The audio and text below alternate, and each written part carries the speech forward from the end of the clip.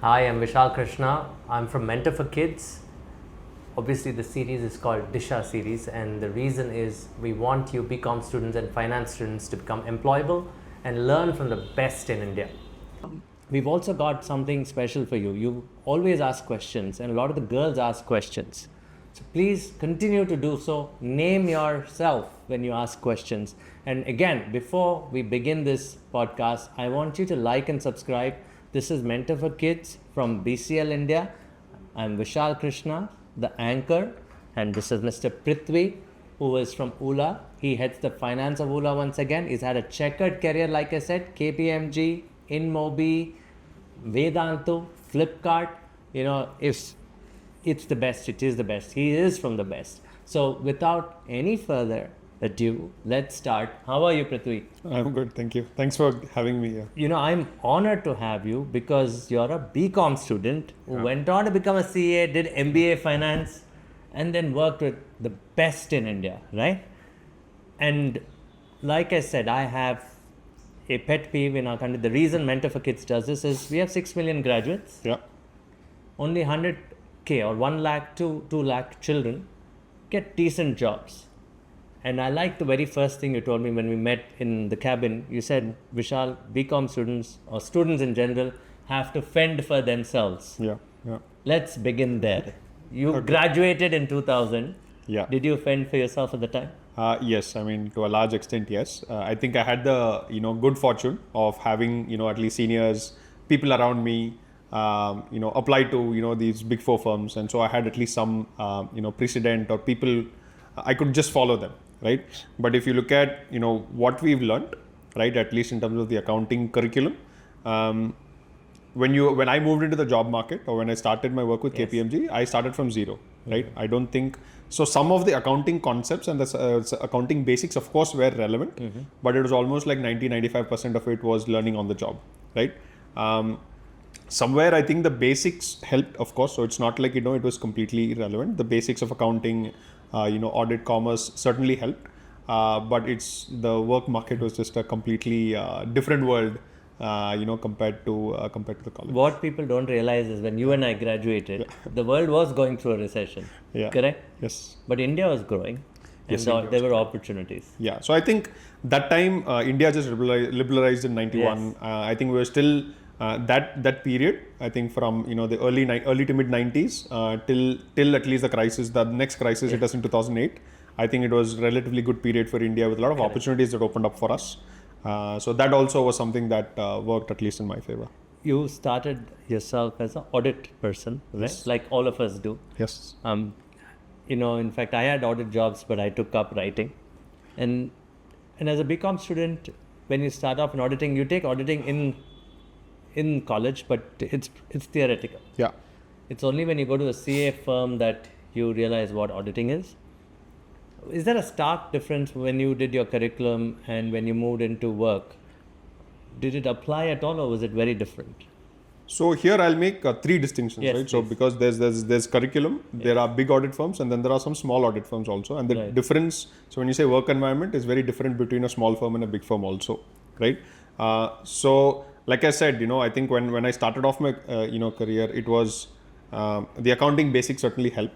Yeah. But again, it depends on how much interest you show as a student, right? I was very interested in accounts, and I used to ask a lot of questions in my class, my third year BCom, etc. So there was a natural interest. Accounting appealed to me. It was so I'm a very structured person. Okay. Accounting has a very natural structural flow, step by step. If you're structured and if you're patient and if you follow that, you will get to your balance sheet will tally. Right? Otherwise, your first concern is, does your balance sheet tally, right? It could still be incorrect, but it'll still tally, right? So that appealed to me a lot, right? And then when I moved into the, got a job, I had friends who worked in small audit firms and who joined, let's say, KPMG with me. For them also, it was a different world, right? They also had to learn a lot of things. Obviously, not as much as me. Like I learned almost 95% from scratch. For them also, it was a steep learning curve. So that also has, what kind of job you're doing, what kind of role you're doing. There's nothing good or bad, by the way. It's not like a small firm is inferior to a large firm. It's just different worlds, right?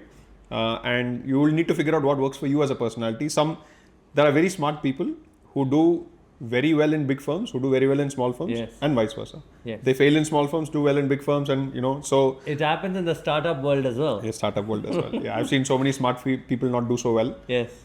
It's not a reflection on their capability, right? It's just perception of what they like. Yeah. It's true, and also if you look at it, auditing as a profession itself has changed so much because Indian mid-sized firms have grown. Yes. Right, and I'm sure even the big four have grown in India. Yes. Right? The opportunities are all there actually. Yes. Right. So when you finished your stint at KPMG, what were some of the things that you learned? You had also finished your CA. Yes. And your articleship. Yes. You learned. What are the things that you learned apart from auditing in those 4 years? Oh, so I would credit KPMG with teaching me everything, right? How to speak, right? How to document formally, like how to write documents. Literally, how to speak and write. No, how to speak. Communication. No. So they put you in front of the client. How to speak business, right? How to interact with clients. How was that for you? Again, very different experience, right? So again, it helps if you have confidence, right? But there's always a fear of failure. What if I say the wrong thing? What if I screw up something? So they put you right in the front and said, they do have some supervisory absolutely. people. But they give you the opportunity, which is important, right? And then you get to see, say, your boss or your manager speak, and then you pick up things. So that was very, very Speaking, writing, how to be a professional, basically, how to dress. No chat GPT back then. No chat GPT. Even simple things like how to dress, right? I mean, we work out of college and you don't know, right? You wear a shirt that doesn't match with your trousers, and then basic things like that. So I think I credit KPMG with teaching me everything. So I spent 6 years, a very, very solid foundation for me. Did you want to specialize in taxation or raising money, or what did you want to learn? At that time I didn't know what I wanted to do. So there was a period in time where a career path within KPMG was a viable proposition, right? So you can go from article clerk, what we call SA 1, 2, 3, then you become a senior, blah blah blah, and you make it all the way to partner. Right? So you can spend your entire life in audit. So I spent in audit, statutory audits. That was one path, and that was an option I'd considered for some time. But after a few years, I realized that that's not what I wanted to do. I'll say after spending 4 or 5 years in KPMG. You went abroad. So I had again, I was lucky in KPMG that I'd done a couple of stints with a shipping company in Africa. So I got a taste of international work ex then for like 1 or 2 months, and I wanted to basically do that. And there was this opportunity that came up with a firm called AVI. I did that for about 2 years. Again, it was an opportunity to just go interact with people from different countries, see how they work, etc. Was that a level of risk for you where you had gone from Chennai to Bombay? Yes, Bombay prepares you for a lot of things. Bombay is very different from Chennai. Very different, right? Yeah, and you'd agree. Chennai is very bureau-conservative. Yes. We love our coffees. Yes. And then you go to Bombay, the hustle. Right? I don't know where you stayed. Coming to Sydenham, probably by train. No, luckily I stayed. So we had a hostel right behind the college. The YMCA campus? No, just behind, right? There's a government college hostel over there. But yes, I mean, as part of KPMG, I had to go all the local train. You so can't the escape hustle prepared you to go global. Yes. Right? And when you took that risk, what was the thing that you were doing in this company in Luxembourg? So internal audits basically, right? Risk advisory assignments, internal audits. But there it was like, it was like you ran the entire show end to end. So KPMG always you'd have a team of 4, 6, 2. Here it was just one person, maybe max 2 people doing an assignment end to end. Okay. So again, a lot of freedom, work with different people, but you own everything end to end. Right. You can get to that only with some experience in your career. So I had 6 years, and then they look for people who can basically own everything end to end. And then you never had to do any as a person who's now into internal audit risk advisory. What are some of the challenges when you did a global role? Is it because lots of compliances, I'm sure. Yeah. What were some of the things that you had to learn? I mean, you talk about lawyers; they need to be up to date with case laws. What would you be up to date with at that point of time? Pretty much, I would say auditing standards. Like how do you audit? You need to know the auditing standards, right? Wow. So again, KPMG does a good job of setting the baseline. Yes. But again, deep understanding of the standards. Right. Inquisitive nature. Like you need to ask a lot of questions. You need to as an auditor. I mean, that's the mindset you have. You assume that everything can break, everything can go wrong, right? And you're there to basically test to see whether that happens or whether that You're doesn't the happen. devil's advocate. Exactly, And exactly. ask questions. Yes. Why did you spend this?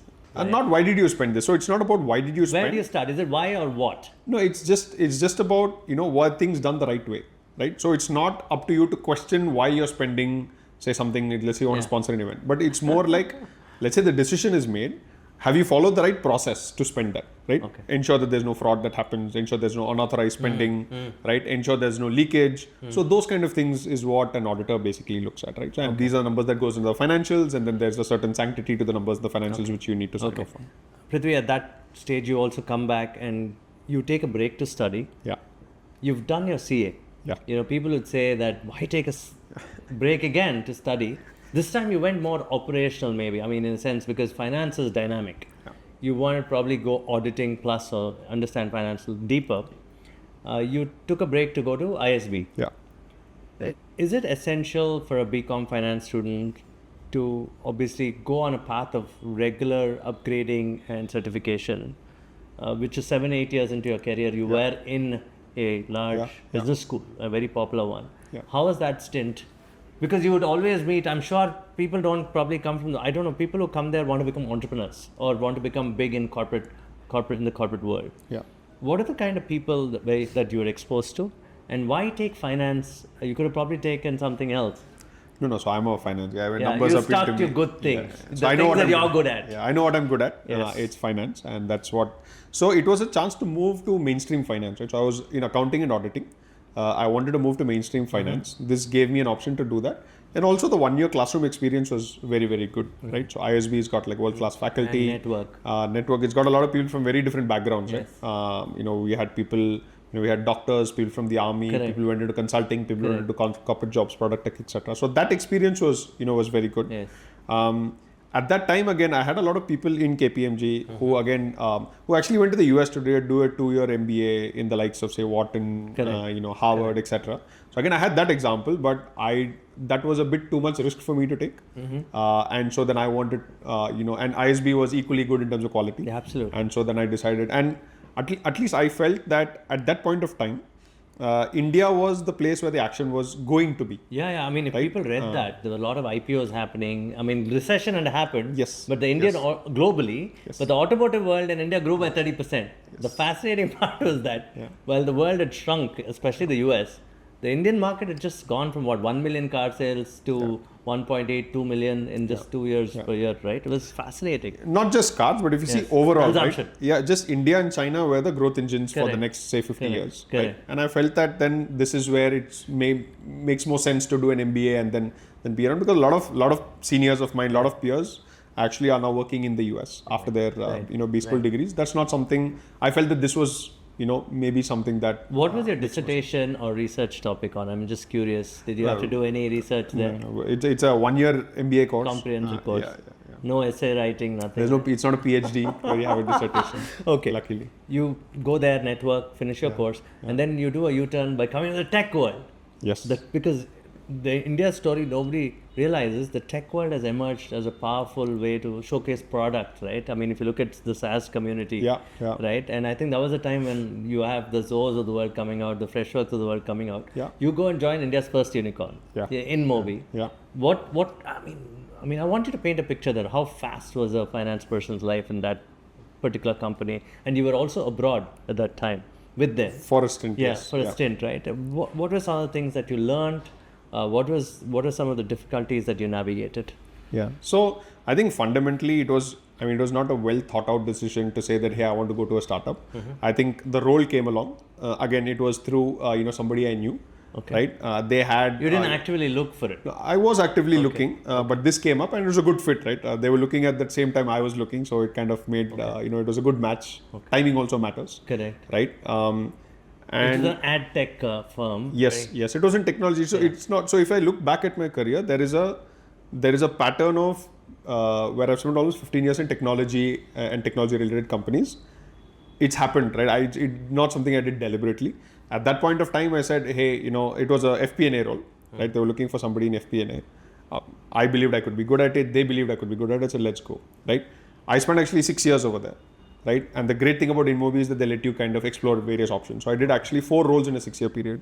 right? So I did FP&A, I did business finance, I did even a corporate corp dev role over there. Okay. And that's where I spent like 2 years in Tokyo, because again InMobi was a global company. Yeah. We had offices all over the world, and then I came back to India, of course, after that stint. So I think, of course, fast paced, right? But the great thing about that is that you don't limit yourself to your job description, right? If you pick up something that's outside, nobody frowns on you, right? In fact, they encourage you. It's looked at as a positive, right? Basically, in a startup, they look for people who can come and solve problems, right? Not finance only problems, like problems. Give me one example, no, please, in InMobi. So let's say that, at that point of time, right, we were looking basically only looking at internal metrics, right? The thing was, how do we benchmark ourselves with external competitors, right? And so basically then I had to go and then research all of these companies who are listed in the US, whatever limited information was available, and then kind of benchmark that to our metrics to see how we're performing, where we're falling short, where we're ahead, right? And so those kind of things are encouraged. This is almost like a business role. Yes, yes. So that's what I'm saying, right? It's not limiting at all. So you could do problem work statements, with a bunch right? of analysts, and then so you had a team under you. Yes, I had a team of 4. And in Tokyo, I mean, the language was a barrier, I'm sure. How did you manage those 2 years? So I mean, in Tokyo, it was, language was a huge challenge, but more than language, it was culture, which was a bigger challenge, because I had people in the office who spoke English. Not very fluent, but at least basic. You can communicate in English, but culture over there is very, very different, right? You need to understand what they say. That was your corporate development role. Yes. Could you explain to our students what a corporate development role would be? So at least again, it differs company to company, right? Yes. So at least my role over there was, we were trying to tie up, do a strategic partnership, with a local Japanese company, because we'd been in the market and, we wanted to grow faster than we were, right? And Japan is a market where local cultural, that has a factor, right? And if you partner with somebody, that could basically kickstart or accelerate our growth even further. Yes. So that was my role, to go and see if we can do a local tie-up. I mean, you would realize that India's smartphone market at that time just boomed. Yeah. I mean, and edtech firms are trying to get into India in a big way, and these are not intelligent ads at that time, but fairly getting there, automated, right? And did you have to work on the client side as well? People would want to come advertise on the platform. Did you handle those things? Less so. Mine was not a direct sales kind of role. Correct. But I used to, of course, go assist the people who were doing the sales. Right. Because it's all spend, right? And then how much money is coming in? Why is it coming in? And it's interesting. You did InMobi, and straight away 6 years there. Then you come into India's darling at the time, which is Flipkart. Yeah. And for those of you who don't realize that was the moment that India's startup, InMobi could have been the first unicorn. Yeah. But it was, 5 years later, 6 years later, that we really had news around startups, and Flipkart was the darling because of that valuation number, and now the media had also caught on to it. How was that pressure like? Because at this point in time, you're running day-to-day business operations. Yes. It's like a P&L almost, right? And I'm sure the founders had just made big wealth, lot of focus on them, lot of interest on Flipkart, people good and bad, right? And then that Walmart thing happened in a few months' time that you joined. What happened there in terms of your learning? I mean, at this point of time, you brought that international experience, you understand edtech, so you're functioning of retail, how the retail business is run. This is hardcore retail when you talk. It's e-commerce, but you need to ramp up, right? They were ramping up like crazy. How was that experience for you? And what are those pieces, if you can break down those components of learning? Very interesting for me. So Flipkart, at the end of the day, it was a great experience, right? It is a high pressure, high stakes environment with a lot of, bias for action is one of their cultural callouts, right? Correct. And that's like, you need to keep moving. You need to keep acting every day. Right. Because you need to keep an eye on what Amazon is doing, for example. You need to know what they're pricing at. Correct. You need to be constantly, proactively pricing and also reactively pricing, both at the same time. You also need to grow top line. You also need to protect bottom line, right? So in terms of pressure, it was possibly one of the most high pressure. And I was only handling like 2 of the verticals, right? Not even electronics. Yes, mobiles and large appliances, right? So they do contribute a lot, to the top line. Correct. So growth, right? Like there was a very heavy emphasis on growth and fast growth, right? It doesn't matter if you grew 20% last month, you need to do 30% this month. Correct. And then if you hit 30%, you need to hit more. So, but very good from that perspective, right? Again, a lot of freedom, in order to set strategy for yourself. So I used to work closely with my business counterparts, right? And like the P&L end-to-end used to be, had to be on, right? So how do you grow top line, but without burning too much money in the bottom line? I mean, that time was still loss making, but how do you kind of shrink the losses as you grow the top line?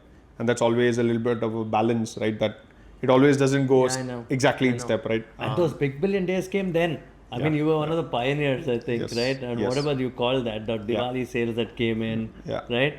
And I was fascinated, as a finance person, when you sit in the department, say, of electronics, and then you have a plan saying, okay, we have to reach 50 million customers or 100 million customers. That's the number they tell the press. Yes. Right?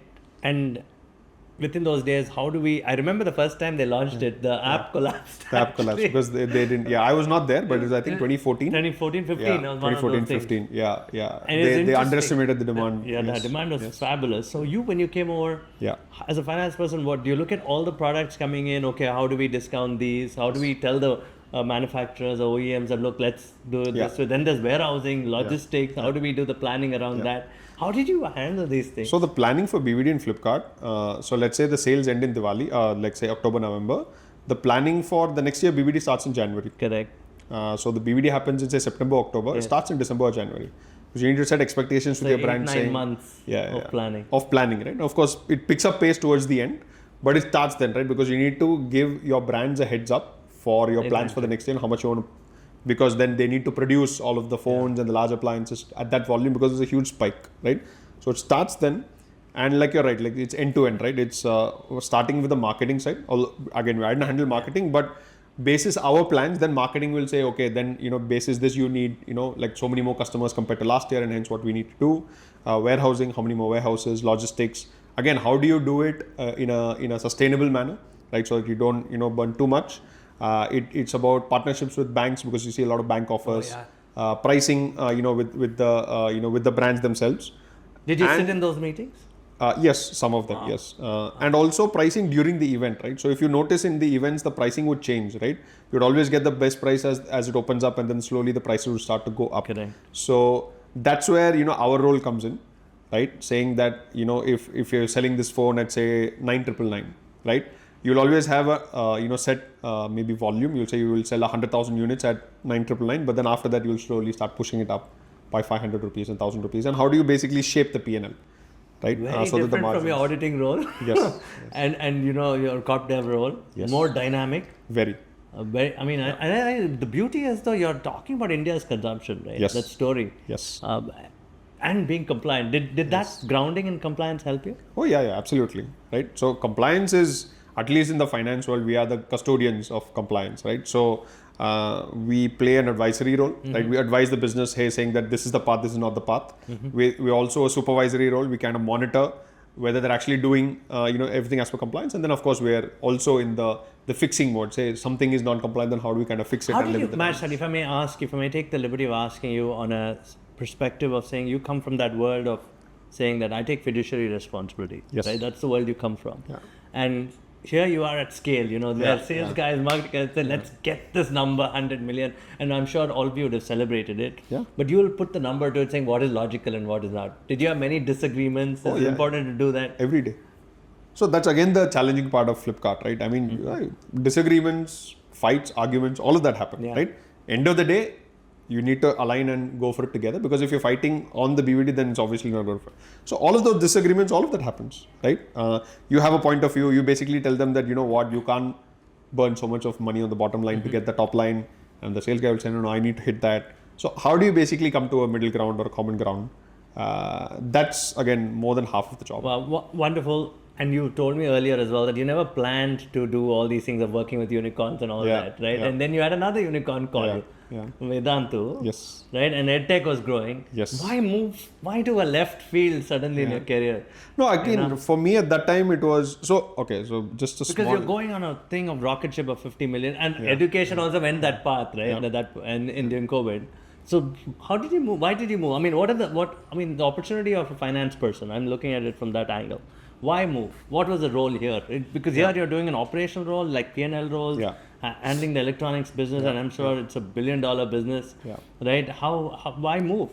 So again, I was handling finance for two verticals in a large company. Correct. I wanted to basically move to a finance leadership role where you can handle finance for the entire company as a whole. So that's what the next move was. It was much smaller, obviously, right? Because Flipkart, Walmart acquired it for 18 billion. Yeah, correct. And when I joined Vedantu, it was not yet in a contract, so it was much smaller. So it was about joining a smaller company, having a wider role, and then growing with the company. So that was the rationale. For moving at that time. Right.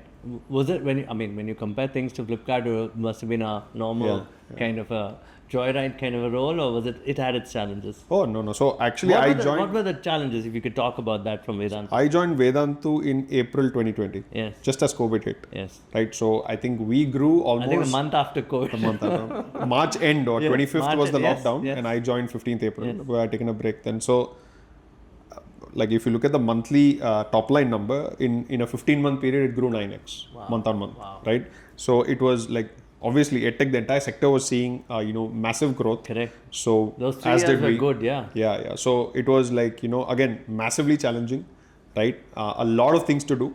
Always more things to do than what had to be, what we had time for. So that way was very good, right? You had to basically cope with that growth, set up the basics, build your team. And that to me was, it was stressful at that time, but... you had to build a new team. No, I had a team. I had to grow the existing team also, right? I had a team of 10, grew to about 30-35 people. What does it mean for a finance person to grow the team? What are the kind of roles did you hire for? So in a company, when you start off, you basically start off with finance operations, Absolutely. right? AP, AR, basic accounting, compliance, controllership. Correct. As the company grows, right, then you need to bring in, say, the finance analysis part of it. You need to start preparing in MIS. You need to start moving into business finance roles. And then you need to start being a strategic partner to the business. Right? Yeah, you can't be a person who audits or certifies certain things. You're now getting there is a role for that. Like I said, there is nothing is better or worse. There is a role. Auditing plays a very important role. Accounting plays, all of that plays, right?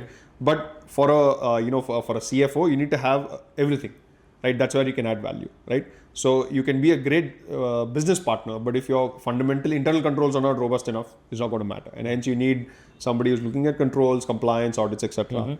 And you need to have somebody who can partner with the business and help grow the business and figure out where we need to invest the money to grow the business. Okay, can I ask you, did you have any mentors at that time? You said KPMG, you're crediting them a lot, saying they guided you towards where you are today. Did you have mentors? Yeah, of course, right. So the good thing is that all the people who I reported to, they were quite helpful, right? Not just an on-the-job feedback, but a couple of them I still keep in touch with, right? I keep telling them what my next career moves are. I keep asking them for advice even today, right? In case I get stuck in terms of what my next move should be. Right, so certainly InMobi, Flipkart as well. Yeah, great. Sure. Now you're doing another international role, which is Ula, which is based in Indonesia. It is a technology that helps small retailers. It's the equivalent would be Udaan, you said. Yes. Right. In India. This again, you're taking bets on these smaller companies that become big. Yeah. Right. Yeah. Again, why the move from now? You did edtech, did e-commerce, edtech. And back to e-commerce. This is more B2B though. Yeah, this is more B2B and not B2C. Right? Yeah. So how's that role planning for you? Playing out for you? Pardon me. So the challenge here is, like you said, the multi-geography role. So we have headquarters in Singapore, operations in Indonesia here. So that was the next challenge that I wanted to then pick up and kind of do this at a slightly bigger scale, perhaps. Yeah. And then again, maybe get in at an early stage and then help build the finance fundamentals, and then help the company grow in the right manner, at least from a finance partnership perspective. I think there are lots of questions. Shall we get into it? This is from Siri. This is from Udupi. Okay. And he's from Purna Pragna College. Sure. Okay, Siri, and a CS aspirant. Can you suggest good internship platforms as a BCom student? You went to KPMG. So where can they start? Small. You alluded to that. Small firms, large firms. But they have to get there, no? Yeah. So what would you suggest? Where do they start? So the great thing about today is that information is available, right? At least when I started, it was only about people I knew what they knew, right? So although I don't have specifics in terms of say internship portals, right? You can, I don't know if ChatGPT helps a lot. Like I use ChatGPT quite a bit. To right? research. Yeah. So simple prompts, right? So the challenge that we used to face even 10 years back in terms of Googling this basically puts it together, right? Saying how can you, so the question that he asked, in terms of specifics, I think information should be out there, on the net. Apart from that, just try to keep reading about companies that are setting up who are basically looking to expand, right? There are a lot of finance portals, right? They talk about one firm acquiring another firm, about other firms expanding. These firms always need people. Okay. And you can knock interns. on You can write to them. I'm sure they're looking to hire us. This is interesting. So you can do your research on ChatGPT of different companies. Prepare yourself and you can knock on their doors. Yeah. This is from Siri as we spoke. Next question from Deepthi. She says as a finance student, she's a BCom student. Okay. And obviously wants to get into finance as a career. Sure. And she wants to know, how do you get into finance? You started your career as an auditor. Person. Yeah. Then when you get into finance, it's so many things, because she says, okay, you mentioned InMobi, what you did there and what you did in Flipkart, and obviously Vedantu. Vedantu was like a CFO kind of role, right? You were a leader. Yeah. Right. So what is finance for a BCom student? It's so many things here. Yeah. Finance. Okay. So in fact, all of these things, I also had these questions when I was in college, and I've learned this across my career, right? So it's not like one day somebody explained and I got to know about it, right? So the basic is accounting, right? So even in accounting, you can get in as a finance executive, where you can help a company maintain books of accounts. You can be on the other side, which is the CA firm, which is help auditing the books of accounts. Okay. You can get into compliance, which is say you can become a tax professional, a CS, like like Siri was. Like Siri asked. So Siri asked, pardon. Yeah, Siri asked. So there are those compliance roles which companies hire for. There are firms also who offer these services. It could be GST, it could be direct taxation, etc. Okay. Right. So that is on the accounting, auditing and compliance part of it. Apart from that, then there are banking roles, right? Like how you can work in a bank, right? You can either be an executive in a bank. You can have a quasi sales role where you go and sell loans. That's also possible. And you have all these finance analysis roles, right? So once your finance executive enters everything into the system, there is a story that goes behind it, right? What does the number mean, right? So last year your sales were 100, this year it's 110, right? So for example, if you've only, there are very simple analysis, right? Let's say you've increased prices by 10%, right? Actually 100 to 110 is not good, because you've sold the same quantity. You've seen no volume growth, right? So then there are other types of roles that interpret the numbers into saying whether they're good or bad for the business. Then you compare that to what competitors say. Competitors are growing 20% volumes, you've not grown, right? So there are roles which have analysis parts of it, which translate the numbers into a story. This is more operational for the business. That's the business side of things. Yeah. So people who run the business want to know, okay, this month's sales was say 110. Is this good or bad? Right? It's better than last month. Last month was 100. This month is 110. So those kind of roles are also important. So this is what we call FP&A, financial planning and analysis. So this is the analysis part. Correct. Once you do the analysis, then you go into the planning, right? What is the next month? So that's one kind of role. The other kind of role is what we have, business finance, right? Where you basically help execute next month's plans, right? So let's say you need your revenue target is say 150. How do you do that? How do you price your products? Is it the correct price? Will you get the sales as per plan? Correct. If you don't, how do you react? So that's another part of the role. Then there are, of course, investment banking roles, right? Where you move to investment banking or the investment.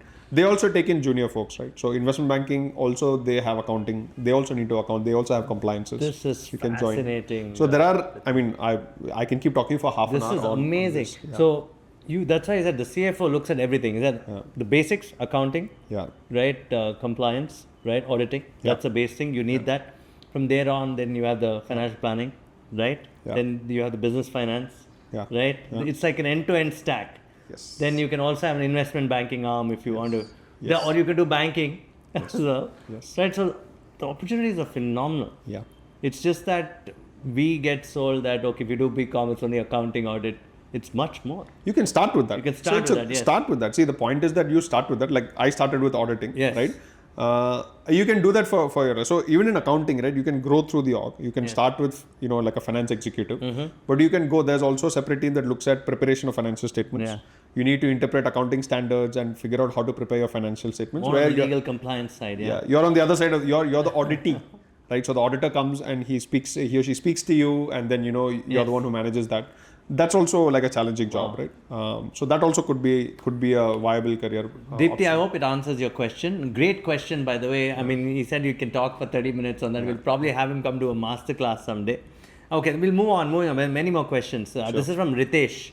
And Ritesh is from Mahavir First Grade College in a town called Moodbidri. Okay. So, and he says, what advice would you give to a student, when you're entering into the financial sector? How did you cross your interviews? And, and before entering each of those fields like edtech, whatever, how did you clear your interviews? Also, I have not cleared all the interviews in my life, right? I've had, obviously, it's not like every interview I did, I aced it and all. Yeah, some interviews don't go well. So even in, it was not the only interview. So you win some, you lose some, right? Oh, you had bad days as well. Yeah, I mean, see, you have bad interviews and you have unsuccessful interviews. That's fine, that happens, right? So my thing is, take as many as possible, right? Don't get disheartened if somebody, it's a very disheartening process, okay?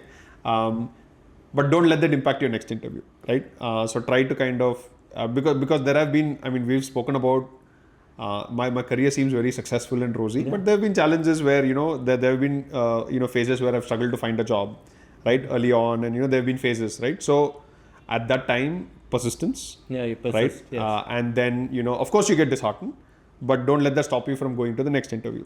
So don't let your disappointment go so don't give up. One. Yeah. Don't give up. Right? Take the next interview. Hopefully it will change. If not, then of course there are jobs that I've taken which have been slightly lower on compensation. I've not been entirely happy. Yes. Doesn't matter as long as you're persistent. Yeah. Did you have to make presentations to the board of a company? Like from InMobi onwards, I'm sure you spoke to boards, leadership. How daunting is that? Now organized should you be? Now not so much. Initially, of course. So I used to be, I used to help prepare, not present, of course. In InMobi, I used to help prepare the board meetings, but not present to the board actually. Okay. But all learning experiences, right? So because I would interact with my senior leadership, my CFO and my CEO. They know what the board would anticipate, right? So then you get to learn a lot from them in terms of how boards think and how you need to, change your presentation accordingly. So very, very good. And then you slowly graduate, right? So you get a little bit more exposure. And my last 2 roles, I've been part of board meetings. I kind of present the numbers to the board. And so all of the earlier experience helps, right? So you kind of know what they're going to ask. You anticipate that. And that's leadership. I'm glad, and I'm glad you summed it up for Ritesh. I hope it answers your question, Ritesh. Right. The next question is from Aditi, and she's from Davala College, Moodbidri, and she says, tell us some of the things you did MBA. Yeah. And I asked you why you did your MBA, and they're a bit baffled, saying, okay, BCom and MBA was always related to. Yes, there are a lot of people who take MBA Finance from smaller colleges, but they don't understand what it eventually means to land up in a finance role. And how do you merge the two is the question from Aditi. Your auditing, your finance, and then go sell your story to these companies that you can run, like you said, accounting, compliance, auditing, then finance. How do you tell them that you could do this? How do you add up to saying, tell a story around this is possible? That you've done an MBA Finance, you've done a CA, or why can't I just do something with a CA? That's a question. You can, right? You can still have a career growth with the CA. Absolutely. It depends on, so there are a lot of my successful peers, right, are CAs, right? So it depends on what really works for you. There is no right or wrong path, right? It's about a path that works for you. Yes. There are, I think, BCom alone, there would be a ceiling on success that someday if you just do a BCom, you should ideally either a CA, CS, CFA, MBA, some sort of, addition to that helps you grow, right? But between these, like if you ask me between an ICWA versus a CA versus a CS, I think, I don't think there's it depends on like if you're good at secretarial and compliance, you'll become a CS, right? If you become and so on, right? So you can become a successful professional being just a CA. You can do a BCom plus an MBA, because a lot of my peers did that as well, a BCom plus an MBA. But again, it helps if you get into some of the top tier colleges, right? Same with a CA as well, right? There is a difference, whether you like it or not, between a big four, and the mid-sized firm. Got it. Those gaps are shrinking now, but they still exist. Okay. CF, you said, and this is from Rakshit, you said she suggests that there are so many courses to do after BCom. Would you have something where, most of them I think realize that they want to get to the best. Yeah. There's no best, right? Yeah. You just take what you think is appropriate. Or is there something that takes you on a flying path to success? Nothing of that sort, right? Also like I said, if you want to do a CA, for example, right? Within a CA, then there are choices you need to make versus a small firm versus a mid-sized firm versus a big firm. And there are pros and cons, right? So big firms, you need to do your 12, 14 hours a day, 6 days a week, right? There's no running away if you want to be successful. Yes. Again, if you don't want that, there's nothing wrong. Move to a small firm. It depends on what your life priorities are. Got it. Right? Got it. This question from Mangalore, an anonymous person, he said you got into writing and also learning how to speak at KPMG. Yeah. They don't teach them in college, obviously, because you're not pushed in front of a client. Yes. How daunting was your first client experience? Do you remember it? No, I don't remember being... what are some of the skills at least you learned from that perspective, writing and speaking? Like I said, you have your managers who will teach. Right? Their job actually... So it is assumed that as a first year, what we used to call article clerks, right? That you know nothing. Correct. Right? And so that in a way is good, right? Correct. Because then there are no expectations. Correct. So, but the flip side is that then you are as good as what your manager teaches you. Absolutely. Right? And it is daunting. But the point is that if you follow the lead, I think you'll be okay. Like if you have a good manager. Yeah. So getting a good manager is also an important aspect of your life. It's a little bit luck. That's tricky. Yeah. Great point. Okay, this next question is from Surya College, Nehru Memorial College in Surya. Okay. Okay, and this is Lawrence, and he says, sir, when you went abroad, what are some of the barriers that you faced as a finance person in communicating with the local culture, auditing international firms? How do you manage those cultural barriers? So short answer is that I made a lot of mistakes. Okay. There's no avoiding that. Right. But again, that's in hindsight, right? Right. You make some mistakes and then you realize, why did this person react in this way? It was just something simple that you communicate, right? But you get different reactions. Correct. So then you kind of reflect and then, you get one success. There's a lot of thinking you need to do in terms of what worked, why it worked, what didn't work and why it didn't work. Okay. And then you modify it for your next client. Right? Okay. So there's nothing, and then you read also. Now there's a lot. So culturally, it's a lot easier to read now. Yeah. There's information available. That's where the GPTs help in research. What is culturally appropriate? What is inappropriate? So as long as you stay away from the inappropriate things, I think that's a good place to start. So that you should definitely research, right? That it becomes a little bit more difficult to get out of. Okay. Okay. This is a wonderful point. So you say you face it, you research it. Yeah. But as long as it's not silly mistakes. Yeah. Yeah. So as long as you don't offend somebody. Right. Culturally. You're okay. So that you should be a little particular on. There are different cultures. Europe has a culture. Obviously, Japan has a different culture. Even within Europe, there are multiple subcultures. Yes. Some people are more expressive. Correct. There's a German versus an Italian versus somebody from the UK. Yes. They're very different. Yeah. East Asia is very different. Like Japan is very, very different, right? So there you need to be a lot more. Like you need to win their trust first, right? If you just tell them logically, it is logical. But you need to win their trust first. So it is a 6-month process. What takes like a month in Europe could take 6 months in Japan. And you need to live with that, right? There's nothing you can do to bring it down to 1 month. It's not a reflection of how smart or how dumb you are. You just need to give it that time. So once they say no to a meeting with you, for example, in Japan, and you're persistent, you got to keep reaching out, you're saying? Yes, but even it's not about reaching out, right? You have a meeting. They may not listen to you the first time, whatever you're saying, right?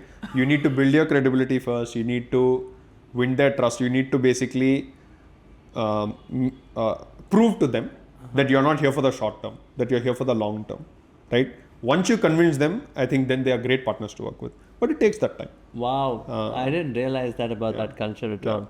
So over there, because in business we're also transactional. We think we are there. People listen to our logic, and that you assume that logic will take over everything. But no, So just a very simple thing, right? We have something called okay in English. Yes. In Japanese called hi. They say hi. Means okay. It's not the hi, it's hi. It's hi. So in Japanese, okay means okay, I have heard you.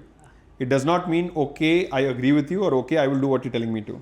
But in English, you tell me, okay, can we do this? I'll say, okay. Yes. Okay means I agree, I'll do it. We'll go do it. It's not there. It's not like that. Okay means I have heard you. Wow, Now, that is interesting. whether I agree with you, whether I will do what you say are secondary and then third after that. So these are the cultural things that I was referring to. I think on many levels because of your experience, you've been able to bring this to this table that yes, it's not just finance, it's not about money. Yeah. There's so many things that you have to inculcate. This is a great question, Lawrence. Thank you so much. Next question is from Shriyakshi. She doesn't know where is she from. She's from Dr. B.B. Egde First Grade College in a town called Kundapura. And she's obviously been reading about AI. You and I talked about AI. You mentioned GPT.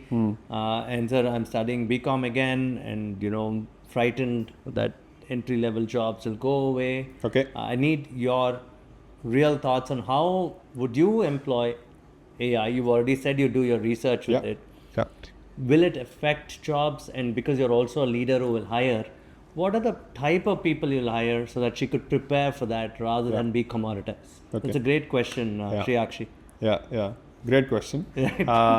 So I don't think anybody has the full answer to it right now. Everybody is still figuring out. So if you see 12 months back, AI was not in the conversation at all. And in 12 months, everybody's talking about it. Right? So it's just 12 months.